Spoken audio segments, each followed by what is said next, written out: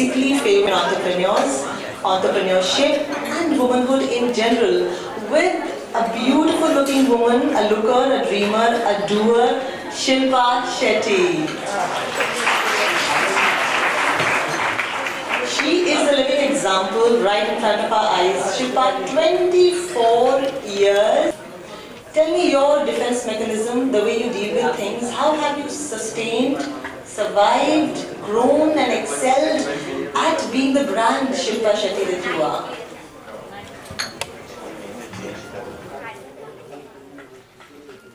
Is it still morning? Yes. Very good afternoon to everyone present. I'm actually in August's company. Girl power. This is us. Yes.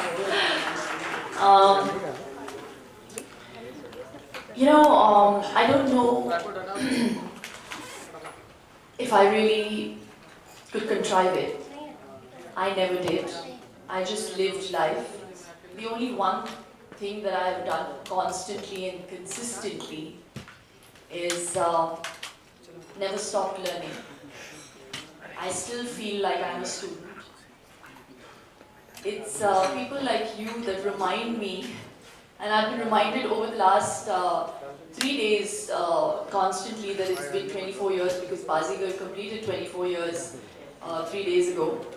But I never even thought that it's been such a long journey. I'm still trying to relearn and redo the things that I think I know, because I think I can do them better. So, I think that's what's kept me going. Answering your second question, brand Shilpa. I take that as a huge compliment. I, again, never thought that I'd set out to becoming this brand that has some kind of weight. I'm an actor first, but today people see me as a catalyst in the field of health and wellness. And I prefer to be known as that more than for my acting abilities that I'm trying to, I've got selective amnesia. But I'm very proud that I come from that milieu and that is my first identity. But I really believe that it's never too late to kind of change lanes and realize what your calling is. And I think I learned pretty late, but I believe that it's better late than never, that my passion lies in spreading knowledge about health. Not that I'm a know-it-all, but out of my own experiences, out of the meetings that I've had with various people that have come up to me, and more of them kind of complimenting me on the way I have, maneuvered my life or my body, or what my Sadhviji and I were having this whole conversation that people think that you're happy and they want to kind of emulate you because you're so glamorous, but they don't know that what makes you the person you are and what makes you appealing is the joy that you get from the peace that you have within. And that truly is the truth. And it couldn't have been better put because she knows me. I've had the opportunity to spend some time with her. So, whilst I look very glamorous, I don't think, I'm sure there are a lot of people out there who are pretty successful and well-to-do and, they have it all going for them. But sometimes there's something missing. And I just think that what a lot of people have missing in the midst of everything that they have is a bit of alignment. And I just feel like it's become my duty to kind of tell people how easy it is to align yourself. Because once you're aligned with your mind, body, soul, life becomes so much more easier. I mean, it's perfectly normal to break down sometimes, to this fast-paced, goal-oriented mindset that we all have now. It's perfectly normal to kind of step back and think, you know, where am I, what am I doing? So answering another part of that question, how do you keep it going?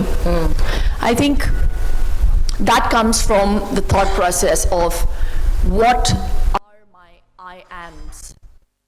What are the I ams that come out of my mouth?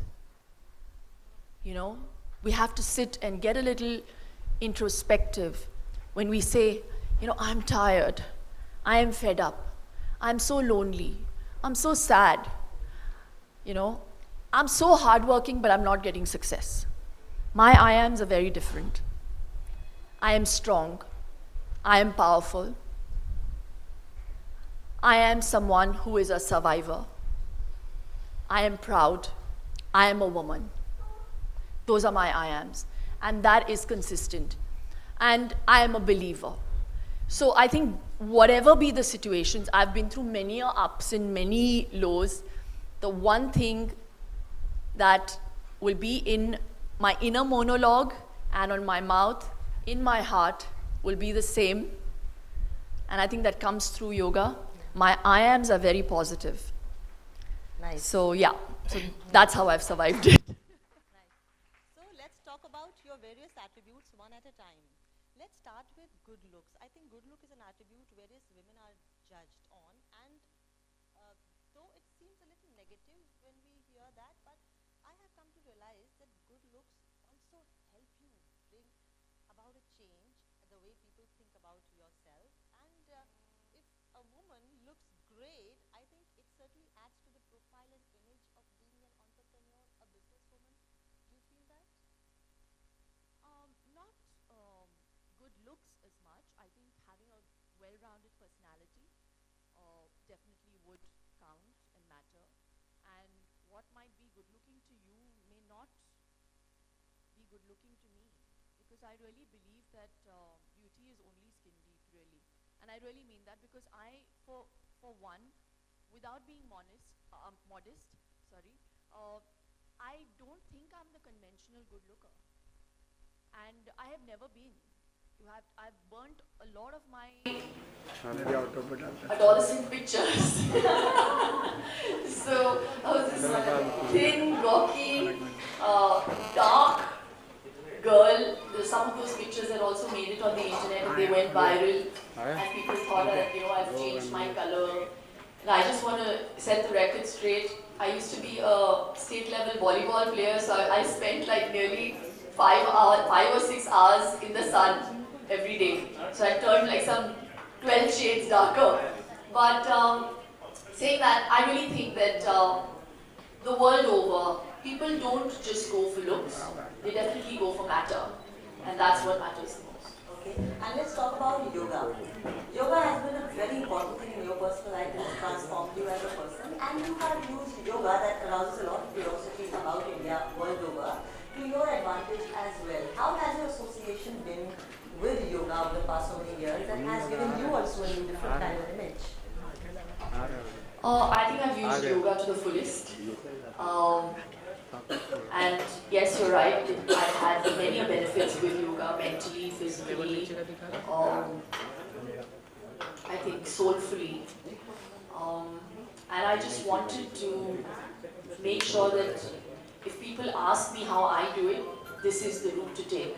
And there is no other way to do it. So yeah, I have taken that route. And like you very rightly said, the world over has kind of adapted to yoga and looks up to yoga.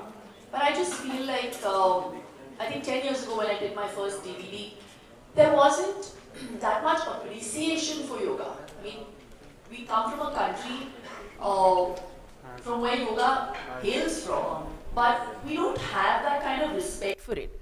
We suddenly have respect for it when Madonna does it. Yeah. We suddenly have respect for it when a foreigner does it. I'm sorry, with due respect. So I just felt, and also there was this thing about yoga is for old people. So I was like, I really wanted to debunk, you know, those preconceived notions, and it's made a huge difference to my life. I think it brings about a certain stillness in this constant motion why wouldn't I want to propagate it? Yeah. And talking about the 4Fs that don't go wrong as a business proposition: food, films, fitness, fashion. You have had your hands deep into all 4 of them for a really, really long time. Do you think so? I think we somewhere in where we dabble with these 4Fs. Yes, I have got my hands dirty. Belonging to this milieu. But you learn from experiences, and I just think that with experiences it gives you a bit of maturity, and you can't buy experience. So what I used to look like 24 years ago, and my confidence with those experiences has changed the kind of dresser I am, what I speak, how I'm turned out.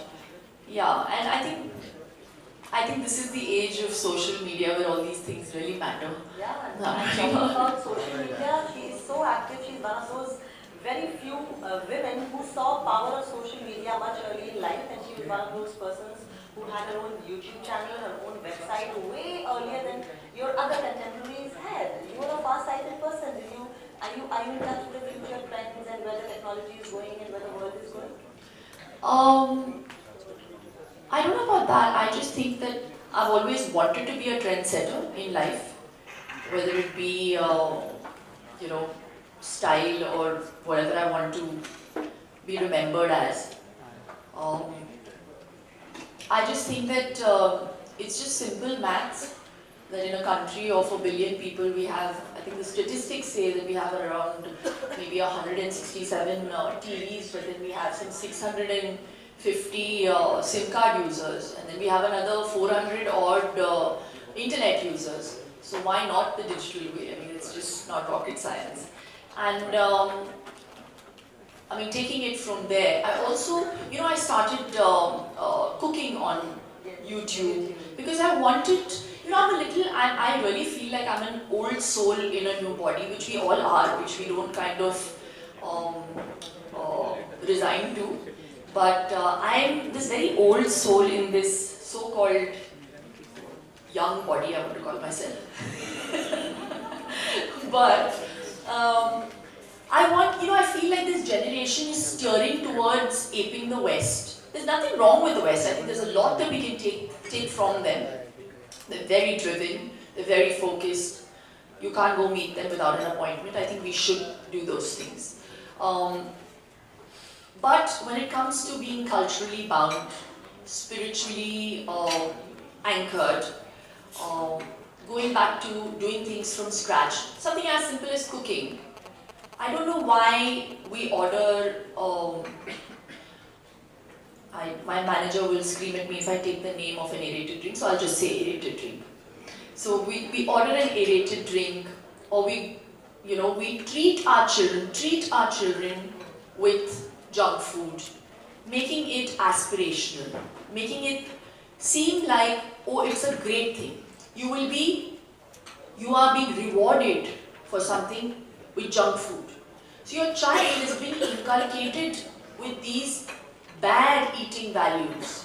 When home-style cooking and Indian cooking is the most healthy for your systems, I don't know why we emphasize so much on values and touching our parents' feet, and we make sure that our children does a namaste when an elder enters the house. How is that we don't pay so much importance or emphasis on eating habits? So I have a huge problem with that, and then I feel this generation is so busy working, me too, that we feel that Indian cooking is very cumbersome. So resort to ready-made foods. We're not reading we're not reading at the back of the packs. Label reading is so important. While we're all so educated, make use of that education. They've written that it's got bad sugars, but you will still buy it. And it's so easy to cook quick, healthy meals. So I wanted to show people that if I can do it, and if I can cook a meal for my child and my family in 5 minutes, you can too. So my entire tryst with cooking happened because I also enjoy cooking. I just felt that maybe if I could play a catalyst in changing the mindset of the younger generation and people maybe are also scared to go into the kitchen and say that, oh, okay, I don't know how to cook. I'm not saying that, you know, I'm Nigella Lawson. I'm just saying that if I can cook, so can you. And I wanted people to be encouraged to get into the kitchen and dabble with Indian food and our spices and ghee and coconut oil and all the great stuff that we have.